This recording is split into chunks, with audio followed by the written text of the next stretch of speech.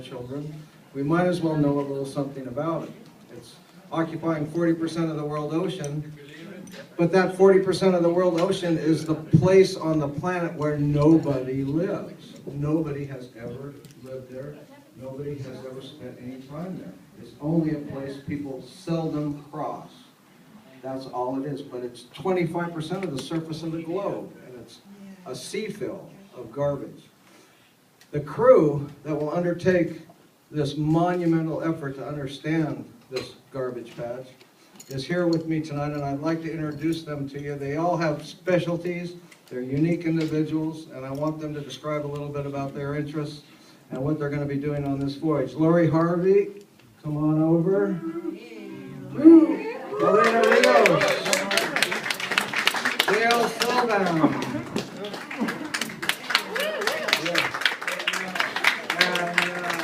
Jesus Reyes came and he had to leave, so I'll tell you a little bit about Jesus. He's a proteomics expert under Dr. Kelly. He's got a master's degree at California State University, Long Beach. Proteomics is a study of proteins, and what we're learning is that with advanced instrumentation, we can determine the threats posed to our protein structure by pollutants. And he is rumored to be able to get blood out of a minnow. And we are going to put him to the test because we got a lot of minnows that was mentioned in the seminar today. The Myctophidae, the family of fish called the lanternfish, 55% of fish biomass. You take all the other fish in the ocean, put them on a scale, they don't weigh as much as this one genus of fish. The Myctophids, the lanternfish, because they live their lives in darkness, they're very successful. They're the bait fish, the feeder fish. For all the other fish in the ocean, you like your wild-caught salmon, they're eating the Myctophids. We found 35% of them had eaten plastic, an average of 2 pieces each. So we're putting the food web on a plastic diet, and we want to know more about that. Jesus will be able to tell us a lot about that. Lorena, why don't you tell us a little bit about the chemistry of plastics and plastic pollution?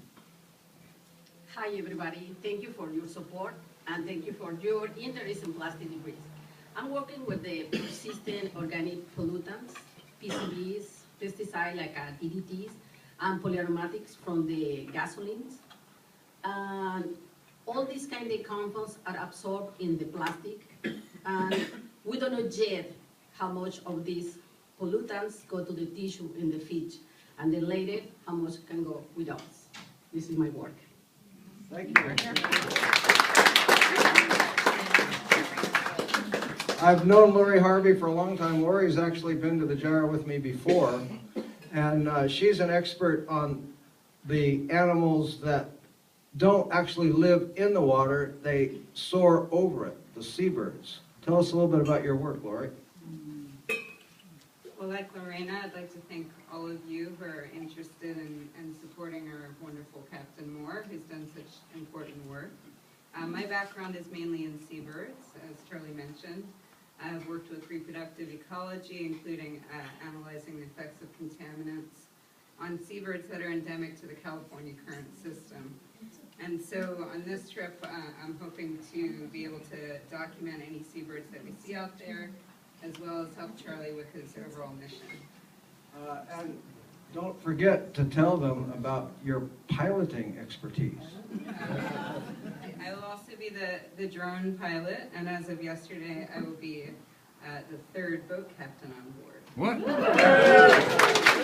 Lori just got her captain's license. Hey, go Lori! Yeah. All right. And we also have a Kiwi on board, Dale Selvum, who's not a scientist, but he can plot a mean course. Dale, tell them all about yourself. So, I'm from New Zealand, as you can tell. There's little people.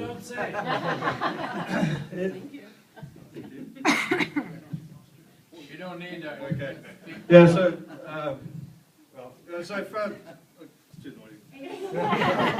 so before working with Charlie, I spent a few years on another vessel on the Sea Dragon, going around the world studying plastics and with 5 gyres.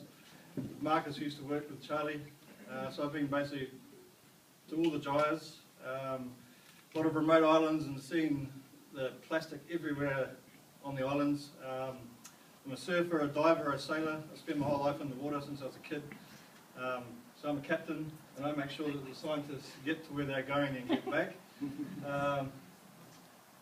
And I'm the chief drone operator. Yeah, I thought you got fired. Yeah, the technology we've got is going to be really amazing to be able to use it, so you can see much more. We've got a little ROV, which Chris Seeger has made for us with the secondary school. What do you call them? High school? High school? High Yeah. school, yeah. So we've You're got, chief drone pilot now, as Yeah, I mean, so chief we're ROV as well. underwater, we've got a little ROV, above the water, sailing, going to be diving, filming everything. It's going to be quite an amazing trip.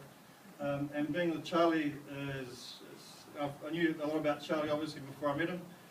Finished on the Sea Dragon. I was at a bit of a loose end and came up and visited Charlie. So I was going to help him for 3 days, and that was about A year ago. a little bit more than a year. I live on the boat in front of his house. So the kiwi's known as an invasive species. How do you time the wasting in a sailboat with the diving? How do you Time the wasting of the wastewater in the boat how do we with the diving? I think the question is, do we have sewage treatment on board? Is that correct?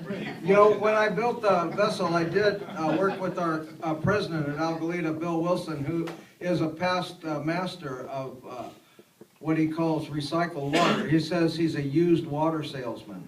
And we investigated that option. We went with Commander Dan Whiting at the U.S. Coast Guard, who was on our advisory board, and we tried to create that's actually the sewage on board has two inputs. We can either flush with fresh water or we can flush with salt water. And the idea was we would flush with fresh water and put it through a series of filters and then discharge it in a treated septic system. But when talking out with Dan Whiting, the Coast Guardsman, he said these systems are designed to operate in a static environment. You're going to be rocking and rolling all the time, and it's not going to be facilitating this transfer of the nutrients to the organisms on these filters. So we kind of abandoned that project. I even had plans for being able to use the wastewater to irrigate crops on the boat, but that hasn't come to pass. It's still something we're interested in, the way to deal with sewage on the vessel. So if you have a proposal, we Do I have to spend 3 months in the ocean to do that? we want a system that works for an unlimited range because we are solar powered.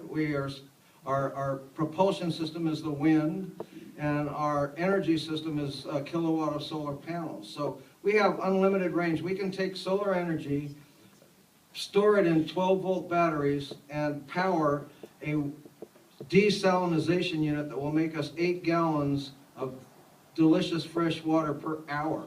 So we have unlimited range. We can go anywhere in the world.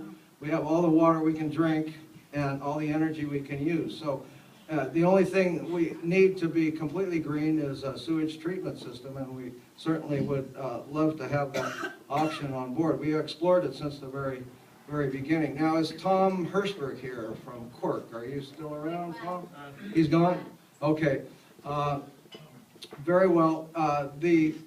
One of our funders is interested in converting this waste to energy, and what we want to do on this cruise is give them a number. Say, well, how much waste is there for you to convert to energy? So that's the reason for the drones, the ROVs, the nets. Everything we're going to be doing will be to give a better picture of what the garbage patch actually is, how much is actually out there. So Is that your main goal? that's the scientific thrust of this, and this is a great crew to put that all together. So give them a big round of applause.